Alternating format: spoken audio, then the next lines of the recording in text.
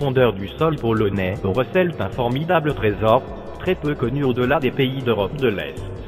Pendant des siècles, les mineurs ont extrait du sel à cet endroit, laissant derrière eux des œuvres saisissantes et uniques. Jetez un coup d'œil à la mine de sel la plus extraordinaire au monde. Vue de l'extérieur, la mine de sel de Wieliczka n'a rien de particulier. Elle semble très bien tenue pour un endroit où il n'y a pas eu d'exploitation de sel pendant plus de 20 ans. Tout paraît normal, mais à plus de 200 mètres sous terre, elle recèle un secret étonnant. La mine de sel s'est transformée en galerie d'art, en cathédrale et en lac souterrain. Située dans la région de Cracovie, Wieliczka est une petite ville de près de 20 000 habitants. Elle a été fondée au XIIe siècle par un duc local pour exploiter un sous-sol très riche en sel.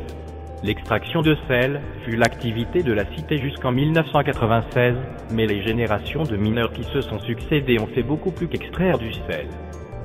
Les mineurs ont laissé derrière eux un témoignage époustouflant des moments qu'ils ont passés sous terre, sous la forme de statues de personnages mythologiques, historiques, religieux. Ils ont même créé leur propre chapelle pour leurs prières. Peut-être que leur héritage le plus étonnant est l'immense cathédrale souterraine qu'ils ont laissée derrière eux pour la postérité. La visite de la mine fait penser à une aventure de Jules Verne. Après 150 mètres de descente par des escaliers de bois, le visiteur va découvrir des sites étonnants. Le plus surprenant en termes de ses seules dimensions et audace est la chapelle de Saint-Kinga. Pendant des siècles, les Polonais ont été de fervents catholiques, et la réalisation de la chapelle était plus qu'un passe-temps pour lutter contre l'ennui. C'était un acte de foi. Étonnant, même les lustres de la cathédrale sont en sel. Ils n'ont pas été simplement extraits du sol, puis assemblés. Le processus de réalisation est beaucoup plus laborieux. Après extraction, le bloc de sel est d'abord dissous. Il est ensuite reconstitué après élimination des impuretés pour avoir l'aspect du verre. Beaucoup de visiteurs ayant à l'esprit le sel qu'ils utilisent pour leur repas s'imaginent que les autres parties de la mine vont ressembler au lustre. Mais la roche naturelle de sel est grise, avec différentes nuances, comme pour le granit.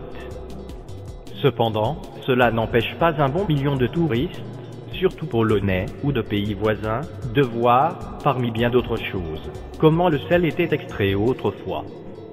Pour des raisons de sécurité, moins de 1% des galeries restent accessibles au public, mais cela représente déjà plus de 4 km, assez pour fatiguer le visiteur moyen.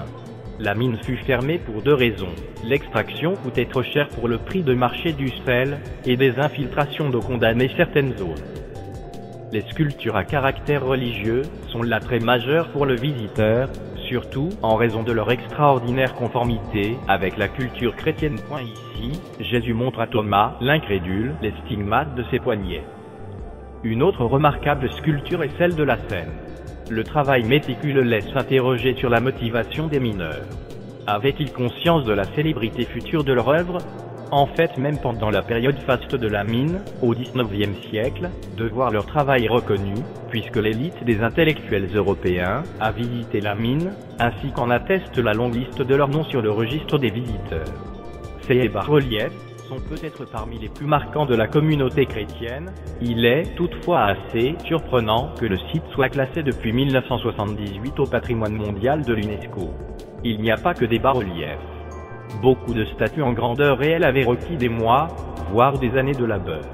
Dans l'enceinte de la mine, on trouve aussi beaucoup d'informations sur les mineurs, leur outillage, la machinerie, parfois datant de plusieurs siècles. Une inondation catastrophique en 1992 condamna définitivement l'extraction du sel. La mine n'est désormais plus qu'un site de visite. Toutefois, de petites quantités de saumure restent extraites pour préserver du risque d'inondation. Certaines œuvres n'ont aucune connotation religieuse. On peut attribuer à un certain sens de l'humour la représentation de Blanche-Neige et des 7 nains. Ces derniers, englués les uns dans les autres, sont l'image du mineur en lutte contre le sel. Un dragon est aussi représenté. Sous terre, on ne travaillait pas en sifflotant. Les conditions étaient dures, les heures longues, et le matin qui se levait ne donnait pas envie de descendre sous terre. En point d'orgue, on trouve un lac, éclairé aussi bien à l'électricité qu'avec des bougies. Une représentation des réunions secrètes des premiers chrétiens. Le mineur devait aussi savourer le contraste entre le bruit et la sueur du travail, et le calme d'une brève méditation.